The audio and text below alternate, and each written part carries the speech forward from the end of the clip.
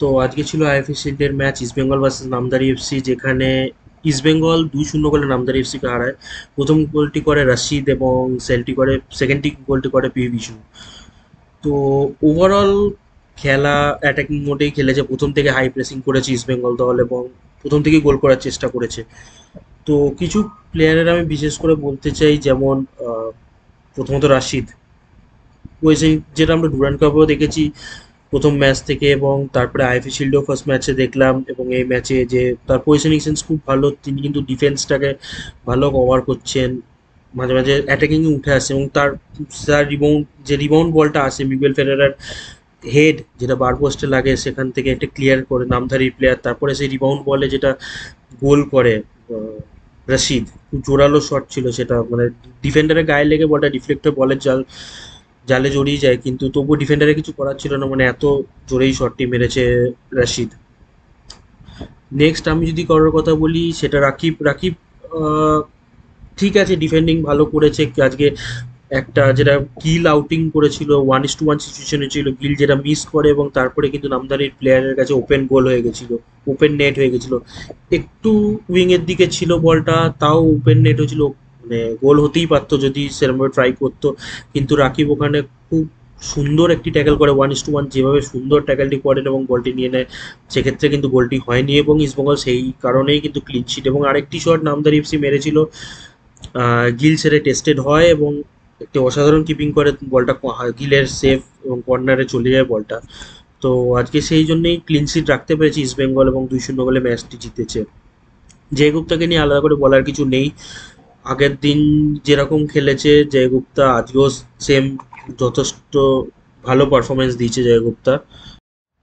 এবং জয় গুপ্তা আজকে একটা অ্যাসিস্ট করছিল, অসাধারণ উইং থেকে ঢুকে গিয়ে একটি প্লেয়ারকে কাটিয়ে কর্নার লাইন থেকে একটি রেখেছিল, কিন্তু সেটা গোলে রাখতে ব্যর্থ হয়, এবং যার জন্য হয়তো আজকের অ্যাসিস্ট হয়নি জয় গুপ্তার বলতে গেলে। এবং আরও যে দুটো সেন্ট্রাল ডিফেন্ডার খেলেছে, কেভিন এবং নুঙ্গা, সেভাবে পরীক্ষিত হয়নি, সেভাবে আক্রমণ ওঠেনি, বা মিড থার্ড থেকেই বা মিড লাইন থেকেই বলগুলো আটকে যাচ্ছিলো। বাট ঠিক আছে, যেটুকুনি বল গেছে তারা ওয়েল ডিফেন্ডেড, তারা দুজনেই খুব ভালো ডিফেন্ডিং করেছে। এবং হয়তো অস্কার ব্রুজো আগের দিন যে শ্রীর রেখানের সাথে যে জুইটা নামিয়েছিল, যে নুঙ্গা এবং মাটন রায়না, তো সেই জায়গায় আজকে কেভিন সিভিলে এবং নুঙ্গাকে নামিয়েছে, কারণ পরবর্তী ম্যাচ যেটা ডার্বি হতে পারে, যদি কালকে মোহনবাগান ড্র করে বা জেতে, সেই ক্ষেত্রে আইএফএ ফাইনাল কিন্তু ডার্বি ইস্টবেঙ্গল ভার্সেস মোহনবাগান হতে পারে। সেই ক্ষেত্রে কিন্তু ডিফেন্ডিংয়ে হয়তো আনোয়ার আলী ব্যাক করে যাচ্ছে টিমে, তো আনোয়ার আলীর সাথে কেভিন সিভিলকে খেলাবে। তো তবুও জাস্ট মাল্টি সেট আপ করে রাখছে, যে পরবর্তী খেলে যখন আইএসএল শুরু হবে, তখন যেটা লম্বা লিগ বা সুপার কাপে যে কোনো মুহূর্তে কারো চোট লাগতে পারে, কারো কার্ড দেখতে পারে, তো কার সাথে কার কম্বিনেশনসটা সবাইকে দিয়ে ট্রাই করিয়ে রাখছে, এটা ইস্টবেঙ্গল অস্কার ব্রুজো করছেন। এবং আমি যদি আসি মিগুয়েলের বলতে গেলে কপাল সত্যি খুব খারাপ, যেটা আমরা ডুরান্ড কাপে নামধারী এফসি ম্যাচের সাথেও দেখেছিলাম, কতগুলো বার পোস্টে লেগেছিল, আজকেও সেম হেডার এবং বার পোস্ট, যদিও এবারে সেই বার পোস্ট লাগা থেকে রিবাউন্ড বল থেকে রাশিদ গোল করে, কিন্তু সেই মিগুয়েল কিন্তু ডুরান্ড কাপ থেকে আইএফএ শিল্ড প্রায় 4-5টা ম্যাচ খেলে নিল, কিন্তু গোল পাচ্ছে না, তার শটগুলো বার পোস্ট লেগে চলে আসছে, তারা তো পিছনটা খুব ভালো সেট এবং পোস্টের সাথে হয়ে গেছে।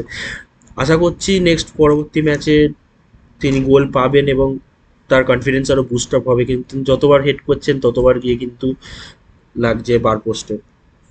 যদি একটা মানে পুরো 11 জনের দলের মধ্যে, বা পরে যে সায়েন নেমেছিল, জেসিনটিকে নেমেছিল, জিকসান নেমেছিল, ঠিক আছে সায়েন জেসিনটিকে জিকসান তারা বা হামিদ, তাদের অতটা টাইম পায়নি, আজকে গেম টাইম পায়নি তাদের নিজেদের স্কিল শো করার জন্য।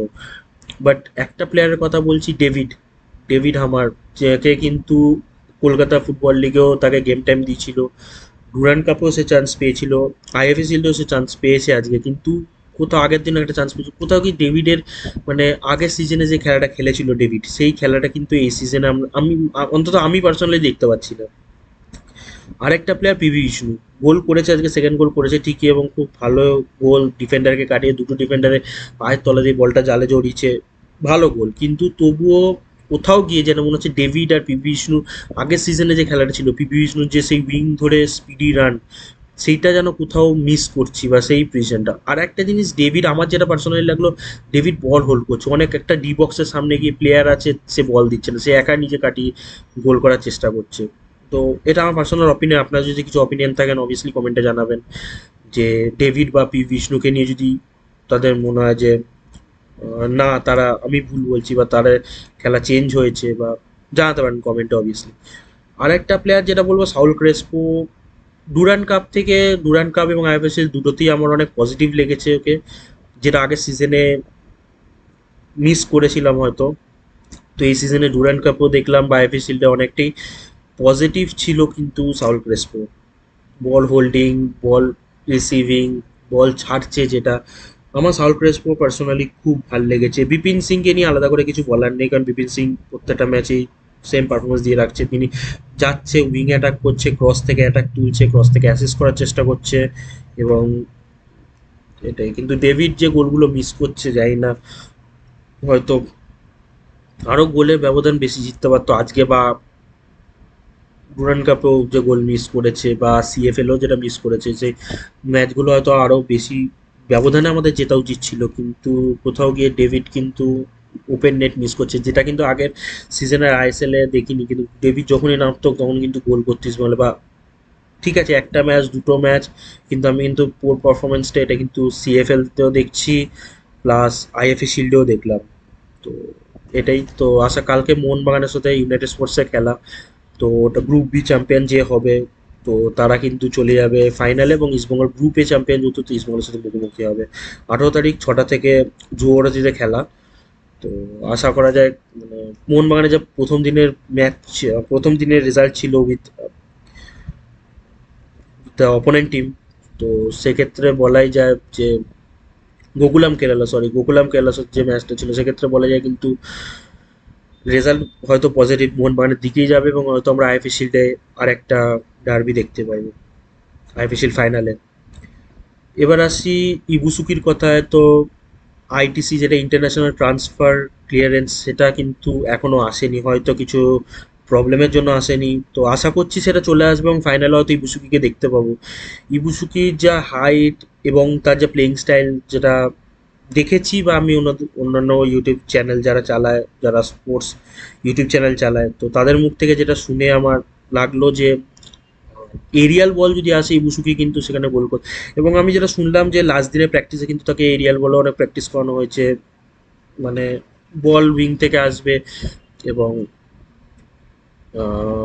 এরিয়াল বলে গোল করে। তো এটা আমি অন্যদের কাছ থেকেও শুনলাম যে মানে তিনি এরিয়াল বলে বেশি কমফোর্টেবল, তার যেহেতু হাইটটা অ্যাডভান্টেজ একটা, কারণ ডিফেন্ডার অতটা হাইটে এখনো পর্যন্ত ইন্ডিয়ান ফুটবলে আমার মনে হয় না কেউ আছে। তো আছে, অবভিয়াসলি আছে, মোহনবাগান দলের অ্যালবার্টো আছে, তবুও আমার মনে হয় তার যে হাইটটা, ওটা একটা অ্যাডভান্টেজ হতে চলেছে ইস্টবেঙ্গলের জন্য।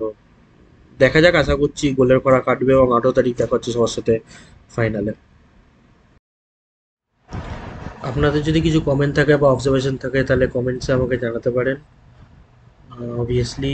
আর এরপরে আমি জাস্ট যে দুটো গোল হয়েছে ইস্টবেঙ্গলে, যে দুটো গোল হয়েছে সেই দুটো গোলের ভিডিও এই ভিডিওর সাথে অ্যাটাচ করছি। তো আপনারা যারা দেখেননি বা খেলা দেখতে পারেননি, যেহেতু উইকডেজ অনেকের কাজ ছিল, অফিস ছিল, অবভিয়াসলি আপনার হাইলাইটস পেয়ে যাবেন এসএসএন অ্যাপে বা সোশ্যাল মিডিয়া প্ল্যাটফর্মে অনেকের কাছে পাবেন, বা আমি শুধু গোলের ভিডিওগুলো জাস্ট অ্যাটাচ করে দিচ্ছি আপনাদের জন্য।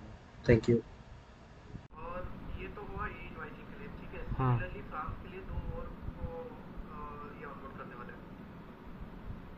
अच्छा। हाँ।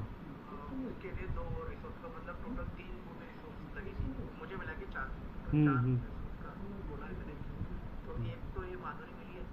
हाँ।